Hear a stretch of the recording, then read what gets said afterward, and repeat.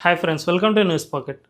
తాజాగా జైషే మహమ్మద్ కమాండర్కు సంబంధించిన ఒక వీడియో విపరీతంగా వైరల్ అవుతుంది. ఆ వీడియోలో అతను ఏమని ఒప్పుకున్నారంటే, జైషే మహమ్మద్ చీఫ్ మసూద్ అజర్ ఉన్నాడు కదా, అతని కుటుంబం మొత్తం ఆపరేషన్ సింధూర్ టైంలో మొత్తం చిన్న భిన్నం అయిపోయింది అని సంచలనమైన విషయాన్ని ఒక బహిరంగ సభలో వెల్లడించాడు. తాము ఉగ్రవాదాన్ని స్వీకరించి తమ దేశ సరిహద్దులను కాపాడుకునేందుకు ఢిల్లీ, కాబూల్, కాందహార్లో పోరాటం చేస్తూ ఉన్నామని, ఇందులో భాగంగానే జైషే మహమ్మద్ చీఫ్ అయిన మసూద్ అజర్ కుటుంబానికి సంబంధించి చాలామందిని కోల్పోయారు అని కీలకమైన వ్యాఖ్యను చేశారు. దీన్ని బట్టి చూసుకుంటే ఆపరేషన్ సింధూర్లో మనం ఉగ్రవాద సంస్థలకు కానీ అటు పాకిస్తాన్ ఆర్మీకి కానీ ఎంత నష్టం చేకూర్చాం అన్న విషయం ఇప్పుడిప్పుడే బయటకు వస్తూ ఉన్నాయి. మనందరికీ తెలుసు, పహల్గాం ఉగ్రవాద దాడికి ప్రతీకారంగా మనం ఆపరేషన్ సింధూర్ను స్టార్ట్ చేసాం. మొదటగా మే 7వ తేదీన పాకిస్తాన్లోని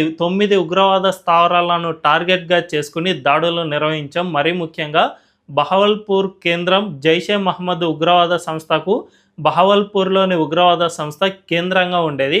దానిపై జరిపిన దాడిలో మసూద్ అజర్ కుటుంబానికి చెందిన 10 మంది వరకు చనిపోయారు, మరో 4 తీవ్రంగా గాయపడ్డారు అన్న విషయం అప్పట్లో వెలుగులోకి వచ్చింది. ఇదే విషయాన్ని అప్పట్లో జైషే మహమ్మద్ చీఫ్ మసూద్ అజర్ సైతం అంతర్ముఖంగా అంగీకరించారు. తమ కుటుంబ సభ్యులను కోల్పోయినా నేనొక్కడినే బతికుండి లాభం ఏంటి అనే విధంగా వ్యాఖ్యానించారు. అయితే అది అప్పుడు నిజమా కాదా అని చాలామంది డౌట్స్ను రైజ్ చేశారు. తాజాగా ఇప్పుడు ఆ సంస్థకు చెందిన కమాండర్ ఈ విషయాన్ని బహిరంగ సభలోనే ప్రకటించారు. తాము ఉగ్రవాదాన్ని, దేశ సరిహద్దులను కాపాడుకునేందుకు ఈ ఉగ్రవాదాన్ని స్వీకరించామని, ఇందులో చాలామందిని కోల్పోయామని, మసూద్ అజర్ సైతం తన కుటుంబ సభ్యులను కోల్పోయాడు అని బహిరంగంగానే ప్రకటించారు. దీంతో మన దేశ సత్తా ఉగ్రవాదులకు సైతం తెలిసి వచ్చింది. ఒక్కసారి మనం మన గతాన్ని పరిశీలించుకుంటే గతంలో ఇటువంటి సంఘటనలు ఎప్పుడూ కూడా జరగలేదు. మనం అసలు డిఫెండింగ్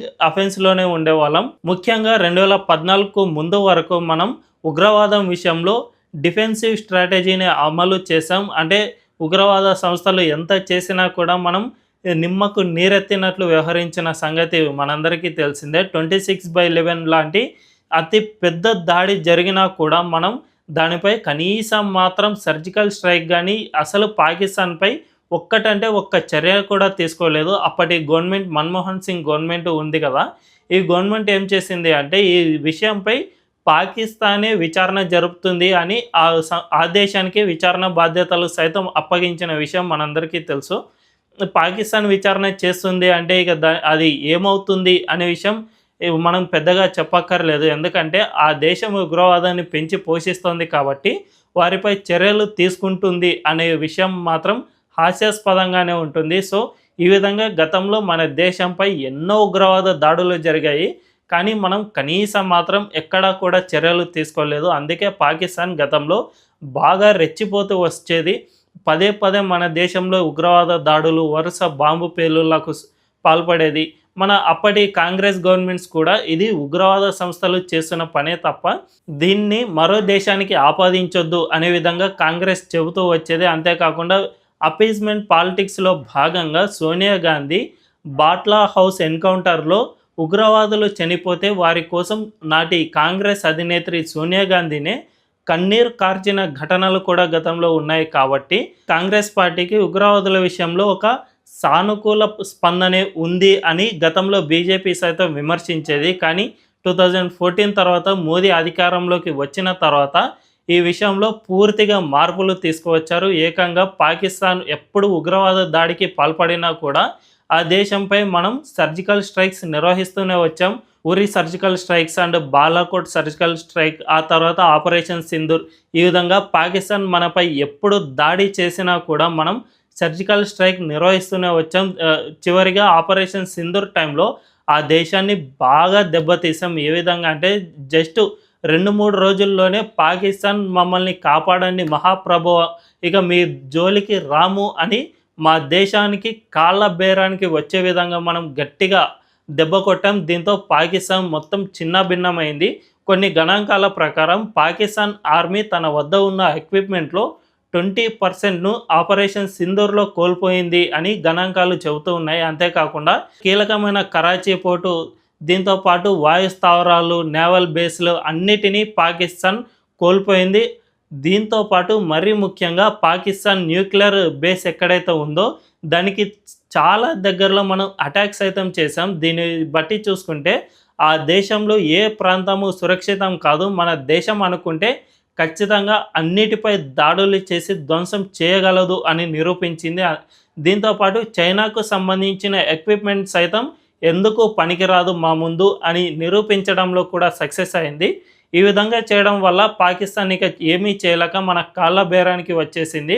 మమ్మల్ని కాపాడండి మహాప్రభు అంటే మనం ఇక యుద్ధాన్ని విరమించాం. మన దేశం మోటో ఒకటే, యుద్ధం చేయడం మన మోటో కాదు, శాంతికే మనం తొలి ప్రాధాన్యత ఇస్తాం కాబట్టి మనం కూడా యుద్ధాన్ని విరమించాం. అయితే ఇప్పటికీ ఆ దేశం ఇంకా కోలుకోలేని పరిస్థితుల్లోనే ఉన్నట్లు స్పష్టంగా అర్థమవుతుంది. అక్కడ ఉగ్రవాద సంస్థలకు సంబంధించిన కార్యాలయాలన్నీ నీలమట్టం అయిపోయాయి.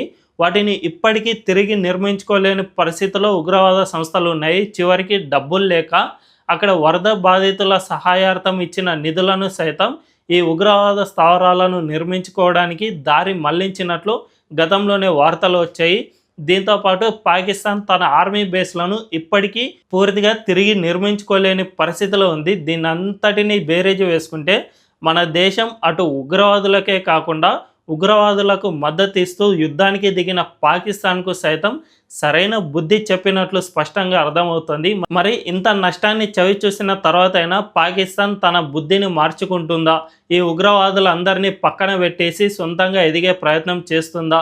మన దేశంతో సత్సంబంధాలను నెరుపుతుందా అనే విషయం తెలియాలంటే మరికొద్ది రోజులు వెయిట్ చేయాల్సిందే. పాకిస్తాన్ దాదాపుగా మారబోదు. ఎందుకంటే ఆ దేశ ప్రభుత్వాన్ని నడిపించేది ఉగ్రవాదులే కాబట్టి ఆ దేశం ఇలాగే వ్యవహరిస్తుంది. మరొక్కసారి కనుక ఇటువంటి ఏదైనా దాడులకు పాల్పడితే చరిత్రలో గుర్తుండిపోయే విధంగా పాకిస్తాన్కు మన ఇండియా గట్టి జవాబు ఇస్తుంది అని ఇప్పటికే మన గవర్నమెంట్ సంకేతాలను సైతం ఇచ్చింది. మరి భవిష్యత్తులో పాకిస్తాన్ ఏం చేస్తుంది అనే విషయం తెలియాలంటే వెయిట్ చేయాల్సిందే. ఈ వీడియో కనుక మీకు నచ్చినట్లయితే ఖచ్చితంగా మా ఛానల్ను సబ్స్క్రైబ్ చేసుకోండి అండ్ బెల్ ఐకాన్ క్లిక్ చేయడం అస్సలు మర్చిపోవద్దు. Thank you.